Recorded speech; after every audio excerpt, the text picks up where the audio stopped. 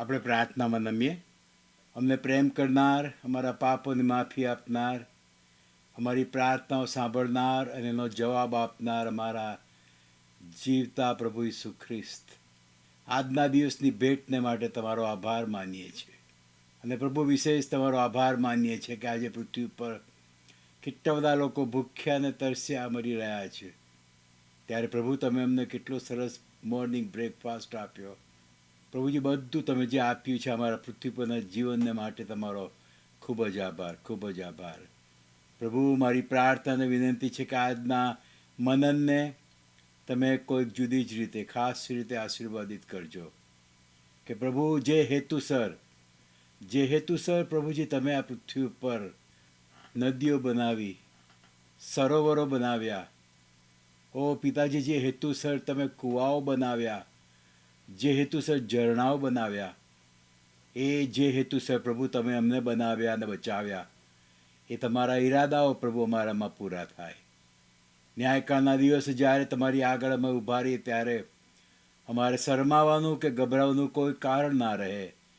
એ માટે પ્રભુ તમે એમને તૈયાર કરો અને તૈયાર રાખો. જ્યારે જલ્દીથી પ્રભુ એ રણશીંગડું વાગવાનું છે, જલ્દીથી તમે અમને લેવા આવી રહ્યા છો, ત્યારે પ્રભુ તમે અમને પૂરેપૂરા કમર કસેલા રાખો. એવી પ્રાર્થના તમારા પવિત્ર નામમાં માગું છું. સાંભળીને સ્વીકાર કરજો. આમેન. આપણે જાણીએ છીએ કે આપણે કેટલાય લાંબા સમયથી ઇઝરાયલના જળાશયોનો અભ્યાસ કરી રહ્યા છીએ. એમાં આપણે એક નદી જે એદનવાડીમાંથી નીકળી હતી, પછી એમાંથી 4 નદી, પછીથી યર્દન નદી, ત્યાર પછી ગાલિલનું સરોવર, એમાં જે 2 બીનાઓ બની એનો અભ્યાસ કર્યો હતો. ત્યાર પછી આપણે ડેડ સી, મૃત સરોવર, એનો અભ્યાસ કર્યો હતો. આજથી આ ઇઝરાયલના જળાશયોનો જે મેઇન વિષય છે, એમાં હું આજથી ઇઝરાયલના કૂવાઓનો અભ્યાસ શરૂ કરું છું. કદાચ એને 3 મંગળવાર લાગે, કદાચ 4 પણ લાગે. વિષય તો મને ખબર હતી કે હું ઇઝરાયલના કૂવાઓનો હવે અભ્યાસ શરૂ કરું છું, એ ખબર હતી, પણ બીજી કોઈ જ તૈયારી નહોતી મારી અને બહુ સમય બી નહોતો. પણ હું પછીથી મારું કિંગ જેમ્સ વર્ઝન બાઇબલ લઈને બેઠો, ગુજરાતી બાઇબલ લઈને બેઠો, હિબ્રુ ગ્રીક ડિક્શનરી લઈને બેઠો અને પછી મેં ખોદવા માંડ્યું. કારણ કે કૂવાને તો ખોદવા પડે. નદીને નથી ખોદવી પડતી, તળાવને નથી ખોદવા પડતા, ઝરણાને નથી ખોદવા પડતા, પણ કૂવાઓને તો ખોદવા પડે છે. અને એટલા માટે મેં ખોદવાની શરૂઆત કરીને તો ધીમે ધીમે ધીમે એવું તો પાણી નીકળતું ગયું, મને પોતાને નવાઈ લાગી. એટલું તો પાણી નીકળવા માંડ્યું, મેં કીધું કે આ તો 3-4 મંગળવાર થઈ જશે. અને એ બધું હું ધીમે ધીમે તમારી આગળ શેર કરવાનો છું. ઇઝરાયલના કૂવાઓ. આજે હું ફક્ત તમને એની રૂપરેખા આપવાનો છું. એટલે ટૂંકમાં કહું તો આજે હું તમને ઇઝરાયલના કૂવાઓમાંથી 1 ગ્લાસ જ પાણી આપવાનો છું પીવાના માટે. પણ આવતો મંગળવાર, પછી બીજો મંગળવાર અને કદાચ એના પછીનો મંગળવાર, એ 1-1 કલાકના સમય દરમિયાન હું તમને 1-1 ઘડો ભરીને પાણી આપીશ અને તમારે પીવું જ પડશે. આવતા મંગળવારથી તમારે 1-1 ઘડો પાણી પીવું જ પડશે, તો જ તમને સંતોષ થશે. એટલે ચૂક્યા વગર તમે આવજો, કારણ કે આ બહુ અજાયબ જેવો અભ્યાસ છે. ઇઝરાયલના કૂવાઓ પતી જશે ને પછી ઇઝરાયલના ઝરણાઓ, એ વિશેનો અભ્યાસ શરૂ કરવાનો છે. પણ આજથી ઇઝરાયલના કૂવાઓ. અને મને બહુ જ આનંદ આવ્યો, બહુ જ મજા પડી. એટલું તો સરસ એમાંથી પાણી નીકળતું હતું મનન કરતી વખતે કે ઊંઘ બી મારી ઉડી ગઈ. અને સવાર સુધી બહુ મને મજા પડી. અને એના માટે હું તમને જે કહેવા માગું છું એ કે કૂવો ખોદતી વખતે મહેનત કરવી પડતી હોય છે. નદીઓ તો પર્વતમાંથી નીકળે છે. ઈશ્વર એ રીતે નદીઓને કાઢે છે. નદીઓને કદી બનાવવી નથી પડતી. જોકે આજના જમાનામાં નદીઓના પાણીને વાળવામાં આવે છે, નહેરો બનાવીને, એ જુદી વસ્તુ છે. પણ ઓરિજિનલ નદીને કોઈ માણસે બનાવવી નથી પડતી. તળાવને બી નથી બનાવવા પડતા, નાનું હોય કે મોટું હોય, એ નેચરલ છે, ઈશ્વરે બધું બનાવેલું છે. પણ ઝરણાઓ બી નથી બનાવવા પડતા, એ આપણે જોઈશું, ખાસી વાર લાગશે. પણ કૂવાઓ એક એવું છે પાણીનું સ્થળ કે એને ખોદવું પડતું હોય છે ને આપણે એને બનાવવા પડતા હોય છે. અને એમાં બહુ જ ખજાનો છે. કૂવાઓના અભ્યાસમાં જે ખજાનો છે એ નદીઓમાં નથી, એ તળાવમાં નથી, એ ઝરણાઓમાંય નથી. અજાયબ જેવો ખજાનો ઈસરાયલના કૂવાઓમાં છે. અને પ્રત્યેક કૂવાઓનો આપણે અભ્યાસ કરવાના છીએ. નદીઓ, તળાવો, ઝરણાઓ અને કૂવાઓ બી કહો, બધાની પાછળ હેતુ છે. કોઈ માણસ ખાલી ખાલી કૂવો નથી ખોદતો, એની પાછળ કારણ હોય છે. કોઈ જગ્યાએ નદી ના હોય અથવા તો બહુ દૂર હોય, પાણીની કોઈ સગવડતા ના હોય, તો પછી ત્યાં ગામમાં કૂવો ખોદવો પડતો હોય છે. પણ આ જે નદીઓ, ઝરણાઓ, આ બધાનું પાણી છે ને આગળ ને આગળ જાય છે અને શહેરોને અને ગામોને પાણી પૂરું પાડે છે. કારણ કે પાણીની બહુ જ અગત્યતા છે. જીવવાને માટે પાણીની એટલી જ અગત્યતા છે. તળાવોનો વિચાર કરો તો એ મોટા ખાડાઓ હોય છે અને એને બનાવવું, તળાવ નથી બનાવવું પડતું. અને જે આ મોટા ખાડાઓ હોય છે એમાં કાં તો વરસાદનું પાણી ભરાઈ રહેલું રહે, અને અમુક અમુક મોટા તળાવો હોય તો એમાં નીચેથી નાના નાના ઝરણાઓ હોય છે કે જેને કારણે એટલું મોટું તળાવ કાયમ પાણીથી ભરેલું રહે. દાખલા તરીકે આપણે ગાલિલના સમુદ્રની વાત કરી હતી ત્યારે મેં કીધું હતું કે એની નીચે ઊંડાણમાં એની તળેટી પર નાના નાના ઝરણાઓ છે કે જ્યાંથી પાણી નીકળતું હોય છે. એટલા માટે એટલું મોટું તળાવ છે. અને જમીનની અંદર પાણીના નાના નાના આવા ઝરણા હોય ને, ફૂટી નીકળે ને, અને ત્યાં મોટો ખાડો હોય તો પછી એનું તળાવ બની જાય છે. અને તળાવના પણ અનેક ઉપયોગ થતા હોય છે.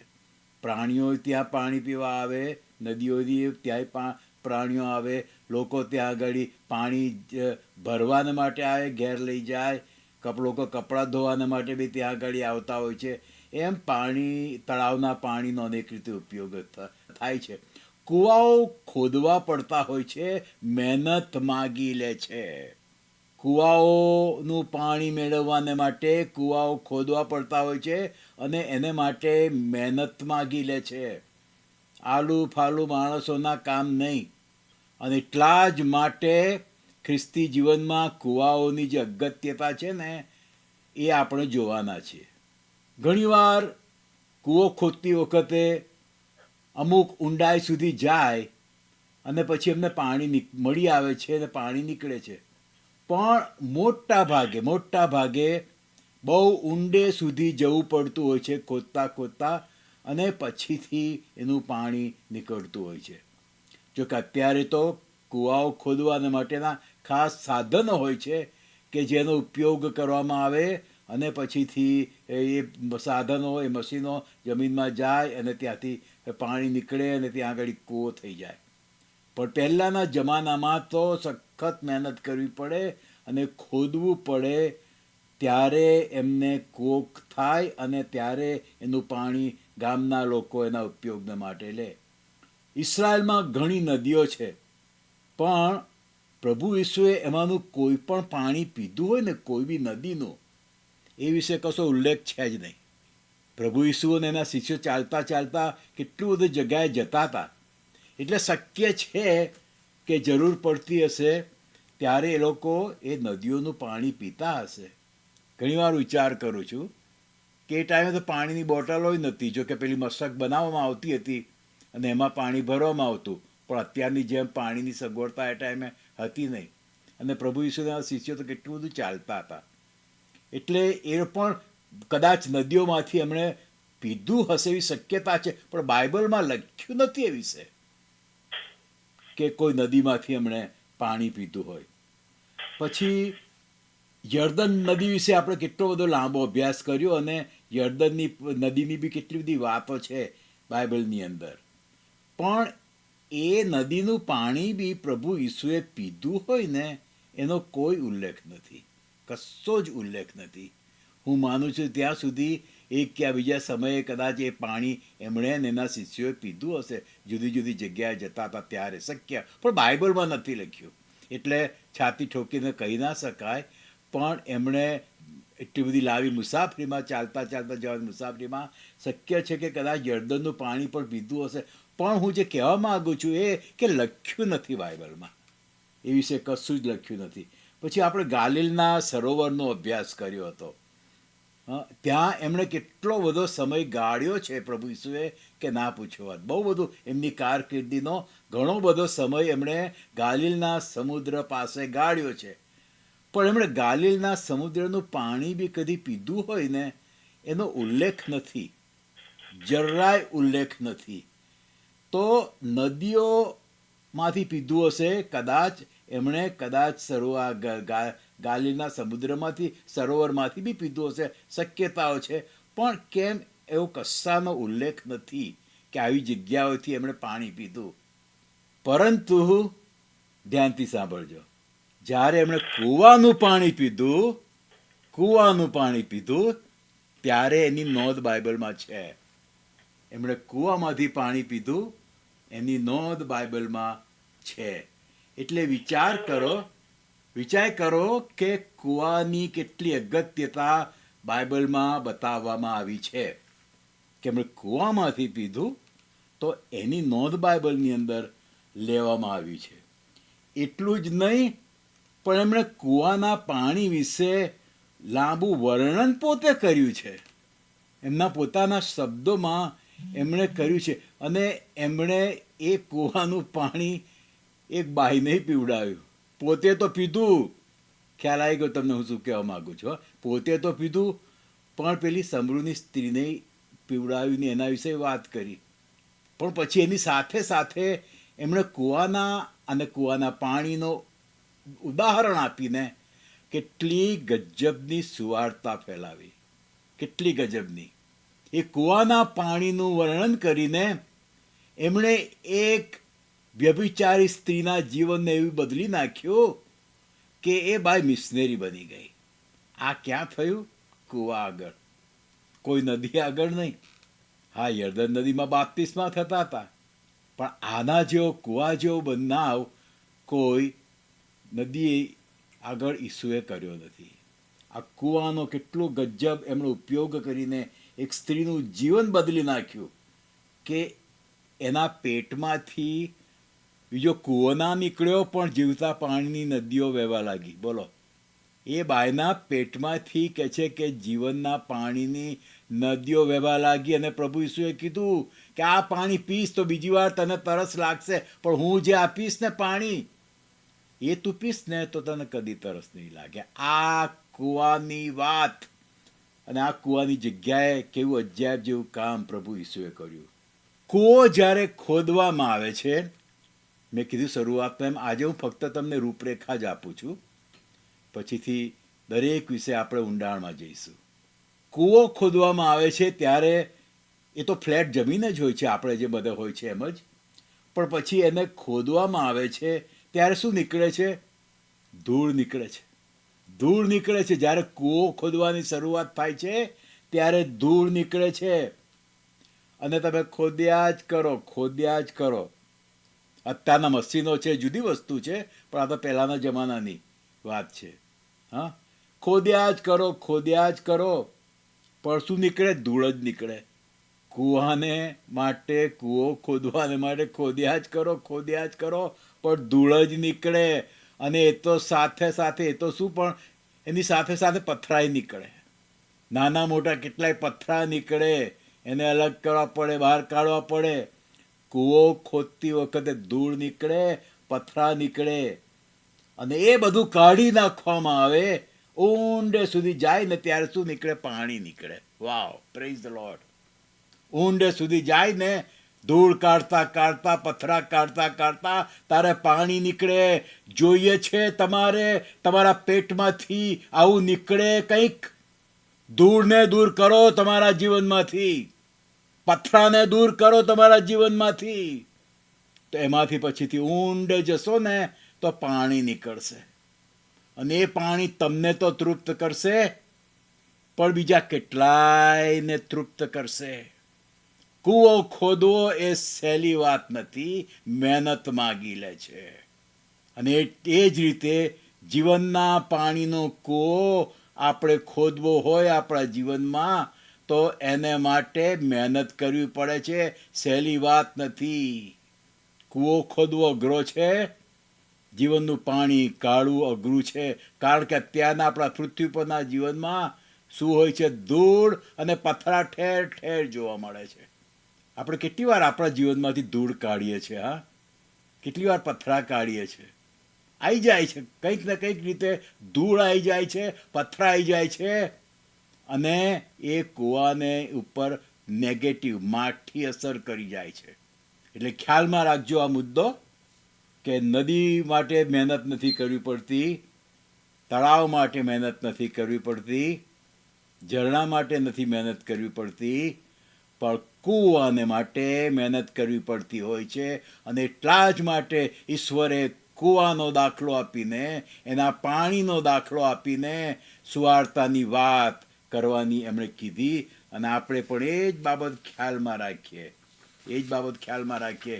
ઇટ ઇઝ નોટ ઇઝી કે આપણા પેટમાંથી કૂવો નીકળે. તપાસવું પડે છે વારંવાર કે કંઈક ધૂળ નથી ભરાઈ ગઈ ને આપણા જીવનમાં. તપાસ કરવી પડે છે વારંવાર કે શું આપણા જીવનના કૂવામાં પથરા તો નથી આવી ગયા ને. બધું કાઢવું પડતું હોય છે. અને કૂવો ખોદ્યા પછી એને ચોખ્ખો રાખવાને માટે પણ મહેનત કરવી પડતી હોય છે. કૂવાને માટે મહેનતની જરૂર છે. બાઇબલની અંદર ઘણા બધા કૂવાઓ વિશે છે, અને એના વિશે બહુ જ ઊંડાણથી આપણે જવાના છીએ. પણ હું તમને આજે, તમે કાગળ પેન્સિલ રાખો, જો ના હોય તો ક્વિકલી લઈ લો, તમે લખી લો ક્યાં ક્યાં કૂવાઓ છે, એ હું તમને બતાવવા માગું છું. અને ત્યાર પછી આપણે ડિટેલ્સમાં જઈશું. અત્યારે હું તમને થોડુંક જ કહીશ, પણ તમે જરૂર લખી લેજો. બહુ સરસ છે આ બાબતો. ઇઝરાયલના કૂવાઓ એ બહુ જ સરસ વિષય છે. અને તમે ક્યાં ક્યાં કૂવાઓ છે, હું ગઈકાલે રાત્રે મનન કરતો તો એટલી તો મને મજા પડી કે ના પૂછો વાત. એક કૂવો એ બેરશેબાનો કૂવો, કે જેને સમનો કૂવો પણ કહેવામાં આવે છે, ને ત્યાં ઇબ્રાહિમની વાત છે. બેરશેબા કૂવો, એ કૂવાનું નામ બેરશેબા, એને સમનો કૂવો એ તરીકે પણ એ ઓળખાય છે. અને એનું વર્ણન છે ઉત્પત્તિનું પુસ્તક, એનો 21મો અધ્યાય અને 25 થી 31. વાંચવાના નથી હો, ખાલી આ તો હું તમને આપું છું, પછી આપણે ડિટેલ્સમાં જઈશું ને આવતા મંગળવારથી, ત્યારે આપણે એને જોઈશું. પણ તમે લખી લેજો ઉત્પત્તિનું પુસ્તક 21મો અધ્યાય અને 25 થી 31 કલમમાં એને ઇબ્રાહિમનો કૂવો કેવો હોય ને તોય કહી શકાય. પણ બાઇબલની અંદર એનું નામ બેરશેબા એ શબ્દ વાપરવામાં આવ્યો છે. અને હું એક કે બે જ કલમ વાંચું છું, 31મી કલમ. એ માટે તે જગ્યાનું નામ તેણે બેરશેબા એટલે સમનો કૂવો પાડ્યું. અને અહીંયા આગળ ઇબ્રાહિમની વાત છે, અબીમેલેકની વાત છે આ કૂવાને માટે. અને ઇબ્રાહિમ અને અબીમેલેક વચ્ચે જે શું બન્યું, ઇબ્રાહિમે ખોદ્યા હતા, અબીમેલેકના દાસોએ લઈ લીધા હતા જબરજસ્તીથી. એટલે ઇબ્રાહિમ પાછા માગે છે, અને પછીથી એનું નામ પાડે છે સમનો કૂવો, બેરશેબા. આ એક કૂવો છે. પછી બીજો કૂવો જે છે ને, એ મેં હમણાં ટૂંકમાં તમને વાત કરી નાખી. એ કૂવાનું નામ છે યાકૂબનો કૂવો. યાકૂબનો કૂવો, એને આપણે એવું કેવું હોય ને કે સમરૂની સ્ત્રીનો કૂવો, તોય ખોટું નથી. યાકૂબનો કૂવો એને સમરૂની સ્ત્રીનો કૂવો કેવો હોય ને તોય એને કશું ખોટું નથી. આપણે પણ એ ઓળખાય છે, યાકૂબનો કૂવો એ નામથી ઓળખાય છે. અને એ આવે છે યોહાનની સુવાર્તા એનો 4થો અધ્યાય અને 5 થી 14 કલમ. યોહાનની સુવાર્તા એનો 4થો અધ્યાય અને 5 થી 14 કલમ. બે જ લાઈન હું વાંચવા માંગુ છું. સ્ત્રી તેમને કહે છે, 11મી કલમ, પ્રભુ તમારી પાસે પાણી કાઢો ને તો કંઈ છે નહીં ને કૂવો તો ઊંડો છે, તો તે જીવતું પાણી તમારી પાસે ક્યાંથી હોય? અમારા પૂર્વજ યાકૂબે અમને આ કૂવો આપ્યો અને પોતે તેમના સંતાનોએ તથા ઢોરોએ એમાંનું પીધું. તેમના કરતાં શું તમે મોટા છો? અને પ્રભુ ઈસુએ એને કેટલો સરસ જવાબ આપ્યો, જે કોઈ આ પાણી પીશે તેને ફરી તરસ લાગશે, પણ જે પાણી હું આપીશ તે જે કોઈ પીશે તેને કદી તરસ લાગશે નહીં, પણ જે પાણી હું તેને આપીશ તે તેનામાં પાણીનો ઝરો થશે, તે અનંત જીવન સુધી ઝર્યા કરશે. આ છે યાકૂબનો કૂવો, આ છે સમરૂની સ્ત્રીનો કૂવો. પછી ત્રીજો કૂવો છે હાગારનો કૂવો. હાગારનો કૂવો એ છે ઉત્પત્તિનું પુસ્તક, એનો 16મો અધ્યાય અને 7થી 14 કલમ. ઉત્પત્તિનું પુસ્તક, એનો 16મો અધ્યાય અને 7થી 14મી કલમ. આ બધી સ્ટોરી તમને ખબર છે, તમે અનેકવાર બાઇબલ વાંચ્યું છે, અમુક લોકોએ ડીપમાં મનન બી કર્યું હશે. એટલે હું આ બધા કૂવામાંથી તમને જ્ઞાનની વાત નથી કરવાનો, આવતા અઠવાડિયાઓમાં જ્ઞાનની વાત નથી કરવાનો, કારણ કે જ્ઞાન તમને ઓલરેડી ખબર છે, પણ એની પાછળનો જે આત્મિક અર્થ, એનો મર્મ, અને એ આપણને કઈ રીતે આપણા અંગત જીવનમાં કે આપણી મિનિસ્ટ્રીમાં આપણને કઈ રીતે લાભ થાય, કઈ રીતે આશીર્વાદ સમાન બને, એ પોઈન્ટ હું અલ્ટિમેટલી લાવવાનો છું. હાગારનો કૂવો, ઉત્પત્તિનું પુસ્તક, એનો 16મો અધ્યાય અને એની 14મી કલમ એ પ્રમાણે લખ્યું છે, તે કૂવાનું નામ બેર લાહાઈ રોઈ પાડ્યું. એ કૂવાનું નામ હાગારે બેર લાહાઈ રોઈ પાડ્યું. બેર એટલે હિબ્રુ વર્ડ છે કૂવો, બેર એ હિબ્રુ વર્ડ છે કૂવો, અને લાહાઈ રોઈ કે ઈશ્વર જુએ છે. અને એ હાગારે એ કૂવાનું નામ બેર લાહાઈ રોઈ પાડ્યું. એટલે બેર લાહાઈ રોઈ એ નામથી એ કૂવો ઓળખાય છે, અને હાગારનો કૂવો એ નામથી પણ ઓળખાય છે. અને આ આખી બાબત આવે છે ઉત્પત્તિનું પુસ્તક, એનો 16મો અધ્યાય 7થી 14 કલમ, અને ઉપરાંત ઉત્પત્તિનું પુસ્તક 21મો અધ્યાય અને 14મી કલમથી 19મી કલમ સુધી આ હાગારના કૂવો વિશેનું વર્ણન કરવામાં આવેલું છે. ત્યાર પછી આવે છે બેથલેહેમનો કૂવો. બીજું સમુએલ એનો 23મો અધ્યાય તમે કાઢો અને એની 15થી 17 કલમ. બીજું સમુએલ 23મો અધ્યાય અને 15થી 17 કલમ. ત્યાં આગળ આ પ્રમાણે લખવામાં આવ્યું છે, દાઉદે તરસથી તલપીને કહ્યું, બેથલેહેમના દરવાજા પાસેના કૂવાનું પાણી મને પીવાને કોઈ લાવી આપે તો કેવું સારું. વાહ! બેથલેહેમના દરવાજા પાસેના કૂવાનું પાણી. આ બેથલેહેમનો કૂવો એ રીતે ઓળખાય છે, અને ત્યાં આગળ જે બીના બને છે એ બહુ અજાયબ જેવી છે, બહુ અજાયબ જેવી છે. એમાં આપણું અને ઈશ્વર સાથેનું કેવું કનેક્શન છે, આપણે કેટલા ડેડિકેટેડ છીએ. તારણ તો પામ્યા છે, પણ આપણે કેટલે અંશે ડેડિકેટેડ છીએ ઈશ્વરને, કેટલા વફાદાર છીએ ઈશ્વરને. આપણે ઈશ્વરને માટે આપણે બધું કરી છૂટવા તૈયાર છે કે કેમ? ઈશ્વરને માટે આપણે જાનના જોખમે કોઈ જગ્યાએ જવા તૈયાર છે કે કેમ? એની બાબત આપણે શીખવાના છીએ આ બેથલેહેમનો કૂવો જે છે ને એની પાસેથી. ત્યાર પછી બીજો કૂવો છે રિબકાનો કૂવો, અને એનું વર્ણન જોવા મળે છે ઉત્પત્તિનું પુસ્તક અને એનો 24મો અધ્યાય. ઉત્પત્તિ 24 અને 10થી 27. અને ત્યાં આગળ ઇબ્રાહિમ અને એનો જે ચાકર હતો એલિયેઝર, એ વિશેની આખું વર્ણન છે. એ આપણે પછીથી ધીમે ધીમે ડિટેલ્સથી જોઈશું. હું 1-2 જ કલમ વાંચવા માગું છું. 11મી કલમ. સાંજે સ્ત્રીઓ પાણી ભરવાને જાય છે તે વખતે તેણે નગર બહાર કૂવા આગળ ઊંટોને બેસાડ્યા. પછી 13મી કલમ. જો હું આ પાણીના કૂવા પાસે ઊભો છું અને નગરના માણસોની દીકરીઓ પાણી ભરવાને બહાર આવશે. પછી 15મી કલમ. અને તેના બોલી રહ્યા અગાઉ એમ થયું કે જુઓ, રિબકા જે ઇબ્રાહીમના ભાઈ નાહોરની પત્ની મિલ્કાના દીકરા બથુએલની થયેલી તે ખભા પર ગાગર લઈને બહાર આવી. અને પછી 16મી કલમમાં આ પ્રમાણે લખ્યું છે, તે તરુણી સુંદર કાંતિની કુમારિકા હતી, તેને કોઈ પુરુષે જાણી ન હતી. તે કૂવા પાસે ઉતરીને પોતાના ગાગર ભરીને ઉપર આવી. અહીંયા આગળ રિબકાનો આખો પ્રસંગ છે અને ઇબ્રાહીમના ચાકર એલિયાઝરની વાત છે. બહુ સરસ મેસેજ છે એની અંદર, આપણે જોઈશું. અત્યારે હું તમને કૂવાનું જ વર્ણન કરું છું. એનું પાણી આપણે આવતા મંગળવારથી કાઢવાની શરૂઆત કરીશું. આ રિબકાનો કૂવો. પછી ત્યાર પછી આવે છે રાહેલનો કૂવો. રાહેલનો કૂવો એનો વર્ણન છે ઉત્પત્તિનું પુસ્તક, એનો 29મો અધ્યાય.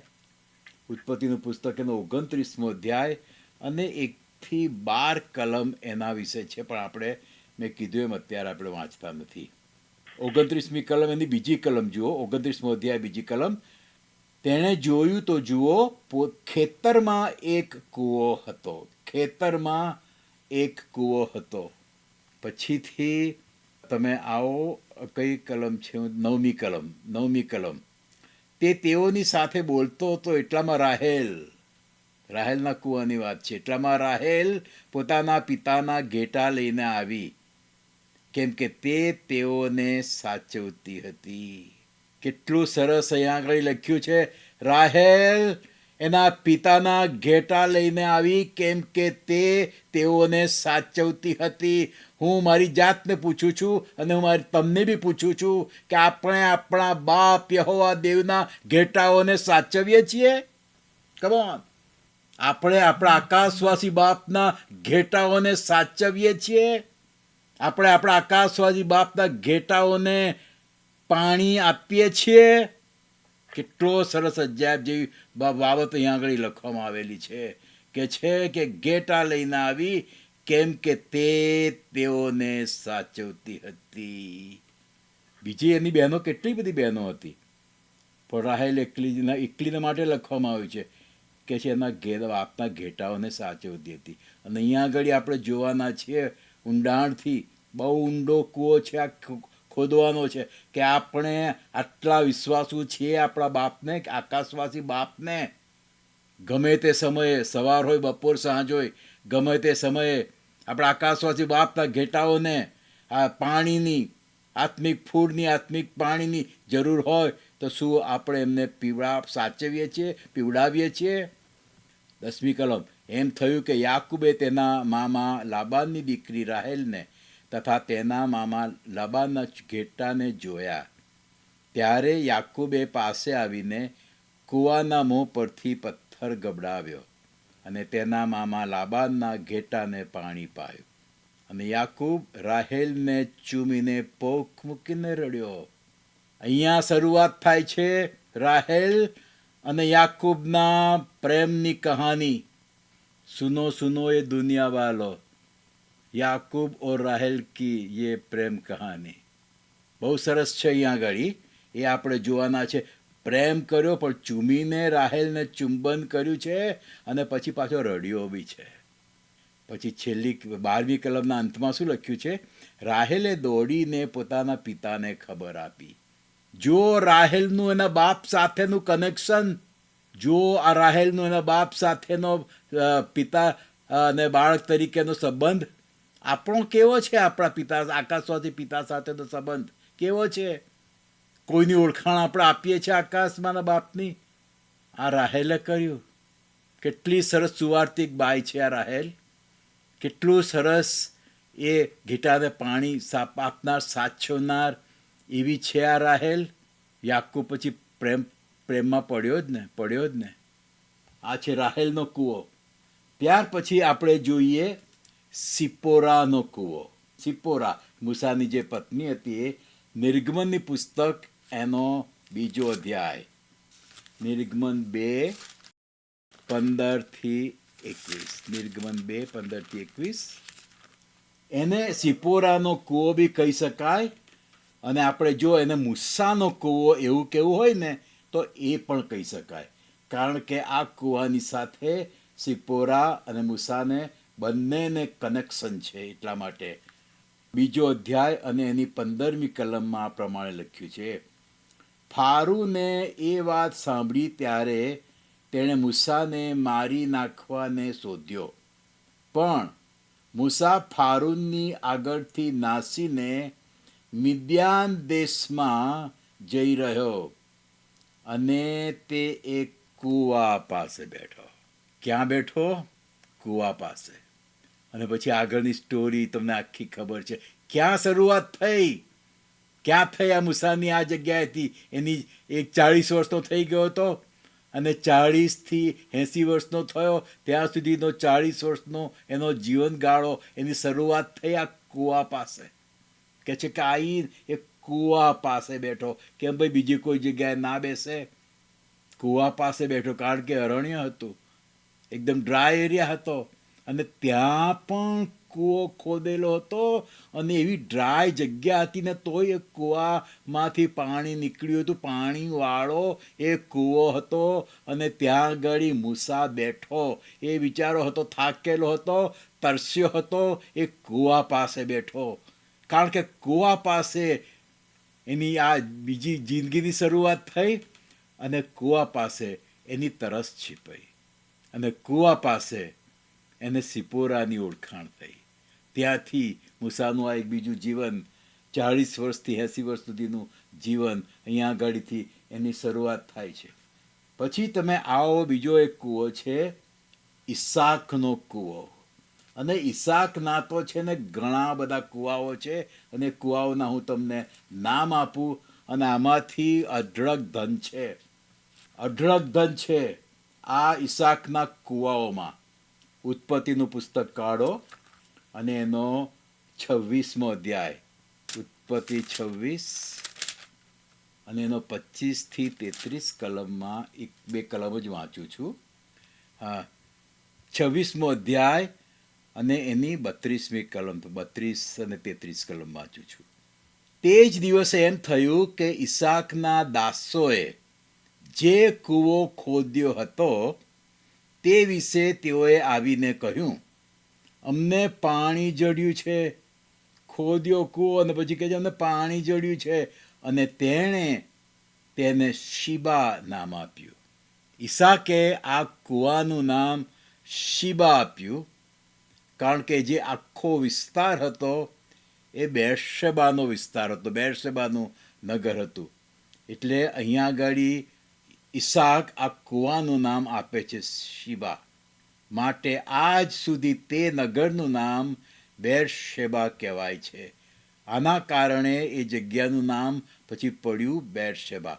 પણ આ એક કૂવો ઈસાકનો કે જેણે એનું નામ પાડ્યું શિબા. પછીથી બીજો ઈસાકનો એક કૂવો છે. ઈસાકના 4 કૂવાઓ છે. એટલે એક બી કીધો મેં શિબા. બીજા કૂવાનું નામ છે એસેક. એસેક એ ઉત્પત્તિનું પુસ્તક એનો 26મો અધ્યાય અને એની 20મી કલમમાં આવો તમે. ઉત્પત્તિ 26 અને 20. 20મી કલમ: એ પાણી અમારું છે એમ કહેતા ગેરારના ભરવાડો ઈસાકના ભરવાડો સાથે લડ્યા, અને તે કૂવાનું નામ તેણે એસેક પાડ્યું. કે કૂવાના નામો કેવા પાડવામાં આવે છે એની પાછળ કારણો હોય છે. ત્યાં કોઈક બીના બની છે, અને એ બીનામાંથી કંઈક શીખવાનું છે મારે અને આપણે બધાએ. એણે એનું નામ એસેક પાડ્યું. એનો અર્થ અને મર્મ એ બધું આપણે વધારે ડિટેલ્સમાં જોઈશું. આ બીજો એક ઈસાકનો જ કૂવો કે જેનું નામ એસેક એણે પાડ્યું. પછીથી બીજો એક કૂવો છે 26મો અધ્યાય અને 21મી કલમ, એ જ અધ્યાય અને એની આગળની કલમ. અને તેઓએ બીજો કૂવો ખોદ્યો, અને તે વિશે પણ તેઓ લડ્યા, અને તેણે તેનું નામ સિટના પાડ્યું. ઈસાકે એ બીજા કૂવાનું નામ સીટના પાડ્યું. આ ઈસાકના કૂવાઓ આગળ ઝઘડા થયા છે, લડાઈ થઈ છે. દુશ્મનો છે ને એ જે ખરા ખરા કૂવાઓ છે ને આપણી સામે લડાઈ કરે છે. આપણને નથી ખોદવા દેતા કે નથી આપણને એનું પાણી પીવા દેતા. એવું ઈચ્છે છે કે આપણે ખોદીએ નહીં, આપણે એનું પાણી પીએ નહીં, અને આપણે જો મહેનત કરીને ખોદીએ તો કે અમારું છે. એવો ઝઘડો કરે કે ચાતો અમારું છે, અમારી જગ્યાએ. અરે આની અંદર ગજબ મેસેજ છે, બહુ સરસ શીખવાનું છે. આપણે જોઈશું આવતા 2-3 અઠવાડિયા દરમિયાન. આ કૂવાનું નામ એણે સીટના પાડ્યું. પછીથી ત્રીજો ઈસાકનો કૂવો, આ ચોથો, એક બેરશેબા કે જે શિબા નામ પાડ્યું, પછીથી એસેક, પછી સીટના, અને આ ચોથો કૂવો છે રહોબોત. એ 26મી કલમ, 26મો અધ્યાય અને 22મી કલમ. 26મો અધ્યાય અને 22મી કલમ. ત્યાંથી જઈને તેણે બીજો કૂવો ખોદ્યો. બહુ કૂવા ખોદ્યા છો ઈસાક એના ચાકરોએ. ત્યાંથી જઈને તેણે બીજો કૂવો ખોદ્યો, અને તેને માટે તેઓ લડ્યા નહીં. માટે તેણે તેનું નામ રહોબોત પાડ્યું. આ કૂવાનું નામ ઈસાકે રહોબોત પાડ્યું, અને કહ્યું, હવે યહોવાએ અમને પુષ્કળ જગ્યા આપી છે, અને આ દેશમાં અમે સફળ થઈશું. સફળતાનો કૂવો, વિશાળ જગ્યાનો કૂવો રહોબોત. ઈસાકના આ 4 કૂવાઓ છે: શિબા, એશેક, સીટના અને રહોબોત. ત્યાર પછી બીજો એક કૂવો છે કે જેને કહી શકાય યિર્મયાનો કૂવો. ક્યાંથી નીકળ્યા છે આ બધા કૂવાઓ? યિર્મયાનો કૂવો. આ બધા મને કૂવા ક્યાંથી મળ્યા ખબર છે? ગઈકાલે મેં બહુ ખોદ્યું. એક હું જે લાવું છું મંગળવારે, એના માટે મારે બહુ મહેનત કરવી પડતી હોય છે, કારણ કે હું કોઈ રેડીમેડ બુકમાંથી કે એવા કશામાંથી હું તમારી આગળ વચન નથી લાવતો. મારે પોતે એની પાછળ ખોદવું પડે છે, મહેનત કરવી પડતી હોય છે, શોધવું પડતું હોય છે, રિસર્ચ કરવી પડતી હોય છે, પછી એનું મનન તમારી આગળ હું લાવતો હોઉં છું. યિર્મયાનો કૂવો, એ યિર્મયાનું પુસ્તક અને એનો 38મો અધ્યાય. યિર્મયાનું પુસ્તક, એનો 38મો અધ્યાય. આ છે યિર્મયાનો કૂવો, અને એની કલમ 6ઠી કલમ. 3-4 જુદી જુદી કલમ છે, હું વાંચીશ, પણ 6ઠી કલમમાં આ પ્રમાણે લખવામાં આવ્યું છે. યિર્મયા 38, 6ઠી કલમ.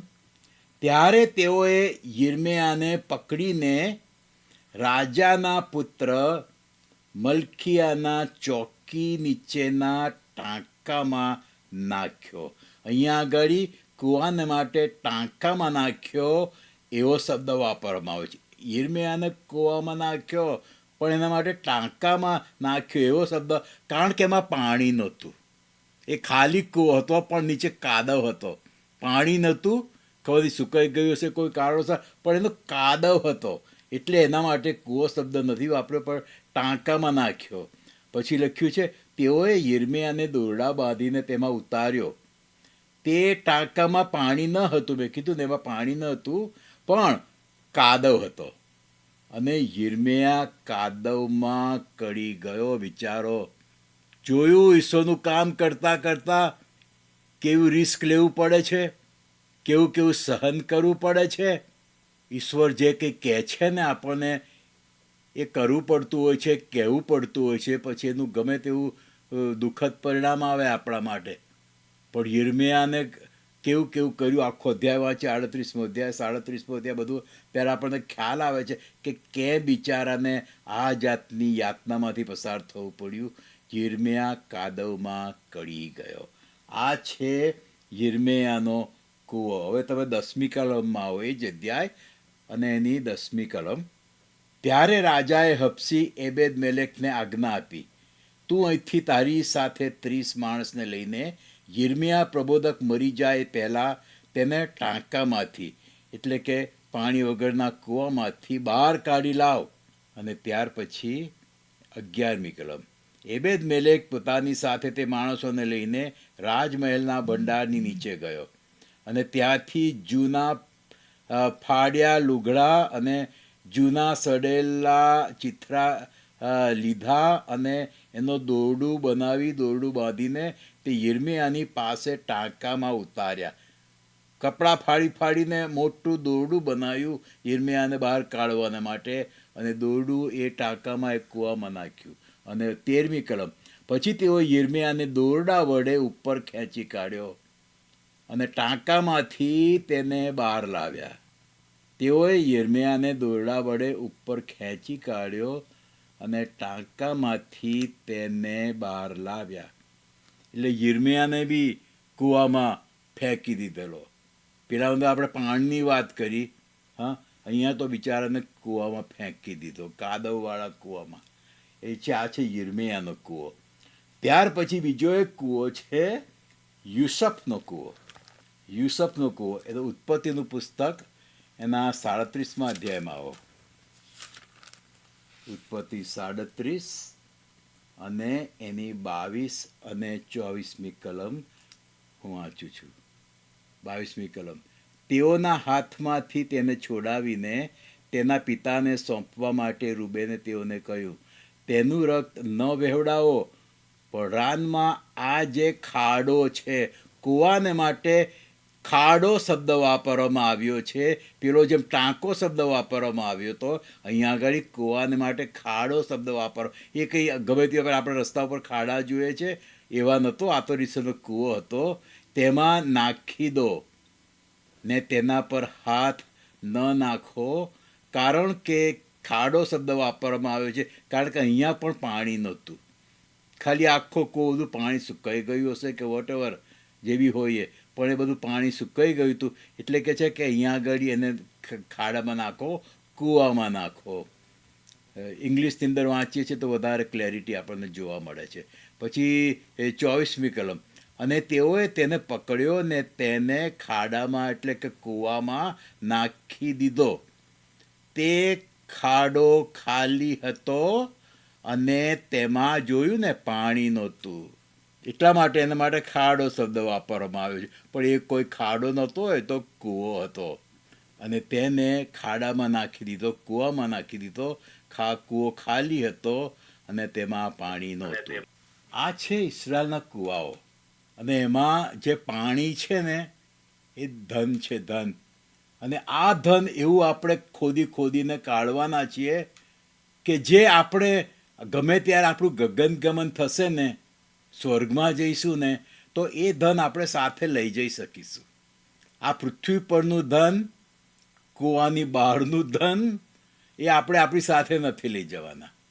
પણ આ કૂવાની અંદર જે ધન છે કે જે આપણે કાઢવાના છે 2-3 મંગળવારે, એ આપણે આપણી સાથે લઈ જઈ શકીશું. કાયમને માટે એ ધન આપણી પાસે રહેશે. કાયમને માટે આપણી પાસે ધન રહેશે. અને પ્રભુ ઈસુએ સ્વર્ગમાં બી ધન છે ને એની વાત કરેલી છે. કોઈ એકવાર પેલો માણસ આવ્યો હતો, કોની લોયર હતો, કે જે તો તારું બધું વેચીને ગરીબોને વેચી આપી દે, તને આકાશમાં ધન મળશે, સ્વર્ગમાં ધન મળશે. એટલે સ્વર્ગમાં ધન છે. ઈસુ બી કીધું છે. એ ડોલર નહીં હોય, રૂપિયા નહીં હોય, પાઉન્ડ નહીં હોય, એવું બધું નહીં હોય. એ ધનનું નામ કંઈ બીજું જ હશે. અહીંયા ધનના નામ જુદા જુદા છે, ડોલર, રૂપિયા, પાઉન્ડ વગેરે, હા, યુરો, આ બધા નામ છે. પણ એ સ્વર્ગના ધનનું નામ જુદું છે. પણ ધન છે, જરૂર છે. ઈસુએ જ કીધું કે આ બધું મૂકીને આપી દે તો તને સ્વર્ગમાં ધન મળશે. અને આપણે તો છે ને એ ધન જોઈએ છે કે જે કાયમ આપણી સાથે રહે, કાયમ આપણી સાથે રહે. આપણે સ્વર્ગમાં ધનવાન હોઈએ. હા, બસ એ. અને આ બધું ધન આપણે છે ને આ બધા કૂવાઓમાંથી કાઢવાનું છે. એટલી તો સરસ, હું ઊંઘ્યો નહીં 1 મિનિટ બી આખી રાત, પણ મને એટલી મજા પડી છે કે ના પૂછો વાત. બહુ મજા પડી. ઈશ્વરની આગળ મેં માગ્યું તો, પ્રભુ મારી સવારને માટે જરાય તૈયારી નથી, પણ તારા ચરણોમાં બેસું છું, તું મને આપ કે જે હું મારા ભાઈ બહેનોની આગળ વહેંચી શકું. અને એમણે મને આ પાણી બધું બતાવ્યું, કૂવાઓ બતાવ્યા, એક પછી એક, એક પછી એક.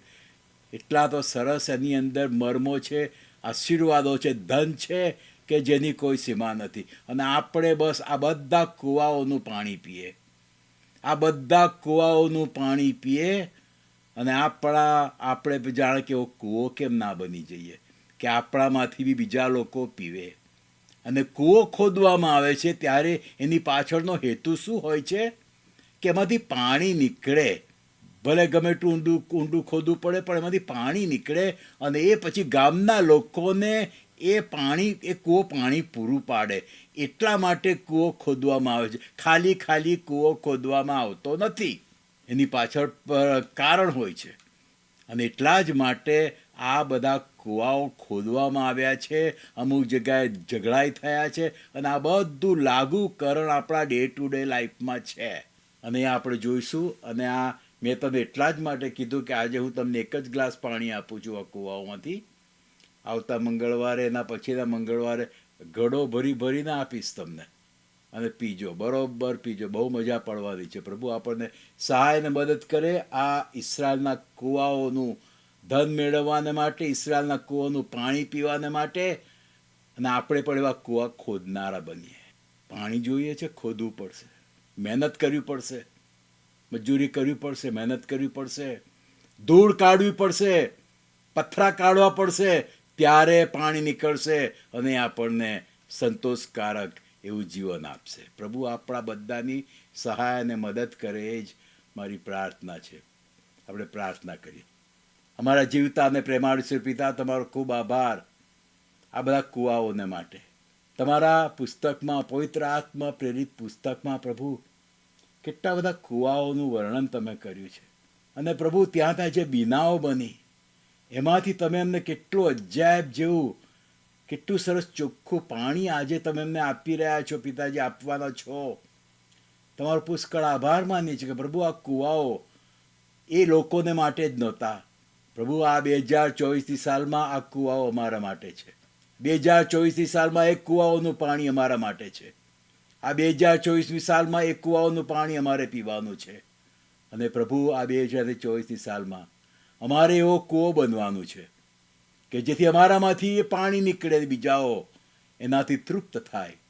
પ્રભુ એ જાતનું અમારું જીવન બને, અમારું જીવન એક કૂવો બને કે જે બીજાઓને આશીર્વાદ સમાન બને, બીજાઓને તૃપ્ત કરનાર બને. પ્રભુ ઈસુ તમારા પવિત્ર નામમાં મારી આ પ્રાર્થના તમે સાંભળો અને સ્વીકાર કરજો. આમેન. થેન્ક યુ સમીરભાઈ. જીવનના પાણીની વાતો તો બહુ અજાયબ જેવી છે. હાલેલુયા. પ્રભુનો બહુ આભાર કે તમે ઘણું બધું સંશોધન કરીને અમારી આગળ આ બધી બાબતો મૂકી છે અને પ્રભુ કંઈક નવું કરી રહ્યા છે. અમારામાં પણ જીવનનું પાણી પીએ અને બીજાઓને આપીએ, એ જ પ્રભુની ઈચ્છા. Thank you. God bless you. Thank you. પ્રભુ તમારી મહેનતને મજરે લાવે છે અને બધા હવે સંશોધન કરવા માંડી છે.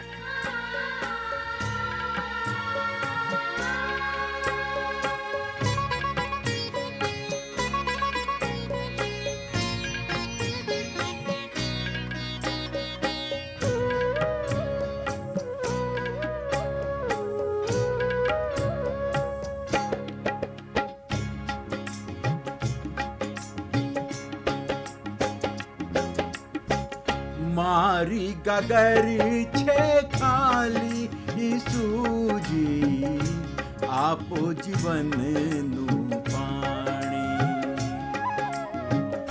મારી ગગરી છે ખાલી ઈસુજી, આપો જીવનનું પાણી.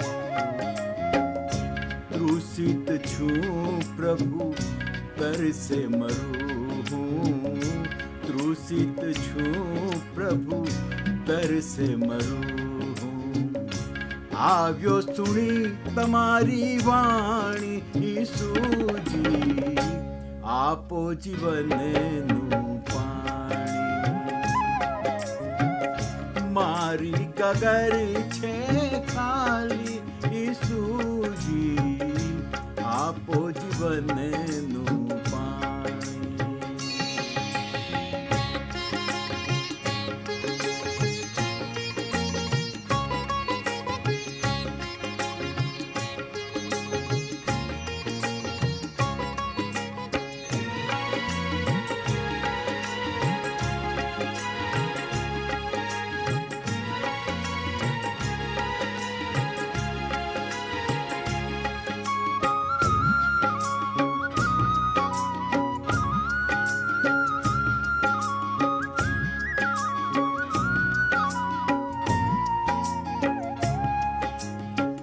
નદીયું ઝરણા સરોવર કુવા, નદીયું ઝરણા સરોવર કુવા, ભમી ભમી મેં થાક્યો,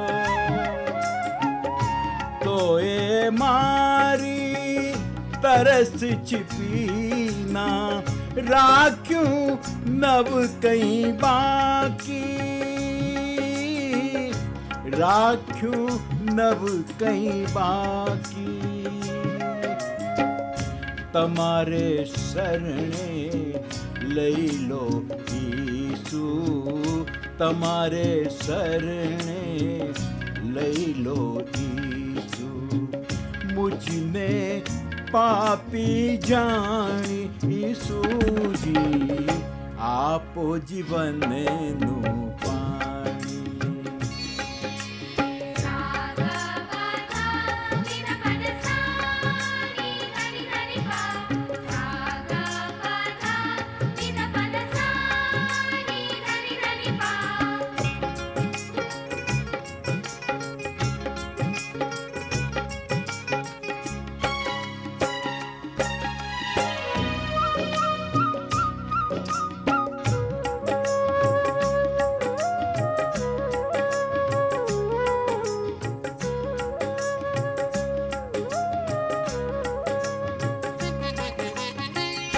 તૃપ્તિ સાચી તમારે ચરણે, તૃપ્તિ સાચી તમારે ચરણે. જૂઠા જણાશય સારા, સત્ય વચનો તમારા ઈસુ, સુખ શાંતિ દેનારા, સુખ શાંતિ દેનારા. તરસ ન લાગે કદી જળ દો એવું, તરસ ન લાગે કદી જળ દો એવું. મુજમાં ફૂટે સરવાણી ઈસુજી, આપો જીવનનું પાણી. મારી ગગર છે ખાલી ઈસુજી, આપો જીવનનું પાણી. મારી ગગર છે ખાલી ઈસુજી, આપો જીવનનું પાણી.